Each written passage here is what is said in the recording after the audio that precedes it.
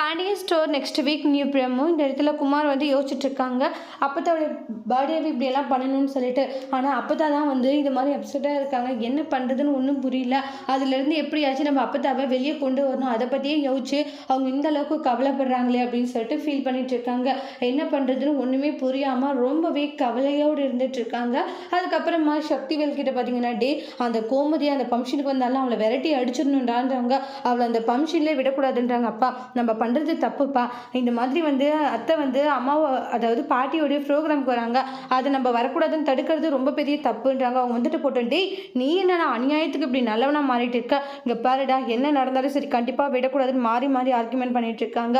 இல்லைப்பா இங்கே பாருங்க அவங்க நல்லபடியாக வந்து அப்பத்தாவை பார்த்துட்டு போட்டு, ஏன்னா அப்பத்தா வந்து பல ஆசைகளோடு இருக்காங்க. அவங்களுடைய ஆசைகளை நிறைவேற்ற முடியாமல் போயிடுச்சுன்னா பின்னாடிக்கு நம்ம ரொம்ப கஷ்டப்படுவோம்ப்பா. அதனால தான் சொல்லிட்டு இருக்கோம். நீ என்ன சொன்னாலும் சரிடா அதெல்லாம் எனக்கு கேட்க மாட்டேன்னு சொல்கிறாங்க. நீ ரொம்ப மாறிட்டடா குமார், இப்படியெல்லாம் பண்ணிட்டு இருக்காது அப்படின்னு சக்திவேல் சொல்கிறாங்க. கண்டிப்பாக அவங்க ஃபங்க்ஷனுக்கு வந்தாங்கன்னா அசிங்கப்படுத்தி அனுப்ப போகிறேன்றாங்க.